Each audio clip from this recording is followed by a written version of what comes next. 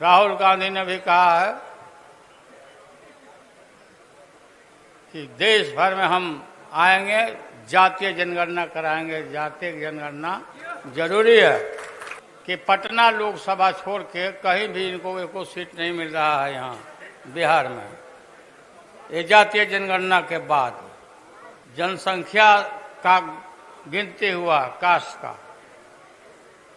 इसमें इनका सुफरा साफ है, बहुत घबराहट है सबको। 2024 में एनडीए के लिए लालू प्रसाद यादव सियासी मुसीबत बन सकते हैं, इसलिए कि लगातार वो भारतीय जनता पार्टी के खिलाफ हमला आवर होते नजर आ रहे हैं। कई बार उन्होंने ये भी कहा कि सीबीआई और ईडी का सहारा लेकर के भारतीय जनता पार्टी, अमित शाह और नरेंद्र मोदी हम जैसे नेताओं को और हमारी जैसी पार्टियों को खत्म करने की पूरी साजिश कर रहे हैं। लेकिन इधर प्लान जो है वो लालू प्रसाद यादव बना रहे हैं। जब जाति आधारित गणना की रिपोर्ट बिहार में सार्वजनिक की गई, उसके बाद से ही लालू यादव ने साफ तौर पर कहा कि जिसकी जितनी आबादी है उसकी उतनी हिस्सेदारी तय करनी चाहिए, और इस मामले में बिहार सबसे आगे चला गया है। इसलिए कि बिहार ने जो जाति आधारित गणना है उसकी रिपोर्ट सार्वजनिक की और लोगों को यह अंदाजा हो गया, पता चल गया कि उस जात की कितनी आबादी है और उस आबादी की कितनी हिस्सेदारी सियासत में है। लालू यादव ने हमेशा से यही कहा है कि जिस देश में भेड़, बकरी, गाय, बैल की गिनती हो सकती है, वहां इंसानों की गिनती क्यों नहीं हो सकती। और लालू यादव ने जिस मिशन को लेकर के आगे की राजनीति शुरू की,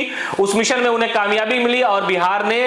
जाति आधारित गणना की रिपोर्ट सार्वजनिक कर दी। लेकिन लालू यादव ने अब घोषणा यह की है कि जिनकी आबादी 1 से 1.5% के आसपास है, वो सत्ता में पूरी तरह काबिज है, उनकी पूरी हिस्सेदारी है, उन्हें हिस्सेदारी से बेदखल करने के लिए, और जो लोग हिस्सेदार हैं जिनको अधिकार मिलना चाहिए, उनके हिस्सेदारी के लिए जाति आधारित गणना की रिपोर्ट जो बिहार की है वो मिसाल बनेगी और पूरे भारत में जाति आधारित गणना होनी चाहिए। साथ ही साथ इससे पहले राहुल गांधी ने भी यह कहा था कि अगर हमारी सरकार बनती है तो हम जाति आधारित गणना कराएंगे। इससे पहले उन्होंने कई राज्यों में चुनाव की रैली के दौरान राहुल गांधी ने इस बात की घोषणा की कि अगर कांग्रेस की सरकार सत्ता में आती है तो हम जाति आधारित गणना जरूर कराएंगे। लेकिन अब देश के पैमाने पर जाति आधारित गणना की जो आवाज है वो उठने लगी है और लालू यादव ने साफ तौर पर कहा है कि 1.5-2% वाले लोग सत्ता में बैठे हैं, उन्हें जाना पड़ेगा। उनका इशारा साफ तौर पर जो मौजूदा सरकार है एनडीए की, नरेंद्र मोदी और अमित शाह को लेकर के जिस तरह से लालू यादव का जो रवैया है, जो तीखा रवैया वो सामने आ रहा है, उससे ये लग रहा है कि लालू यादव ने 2024 के चुनाव के लिए जो है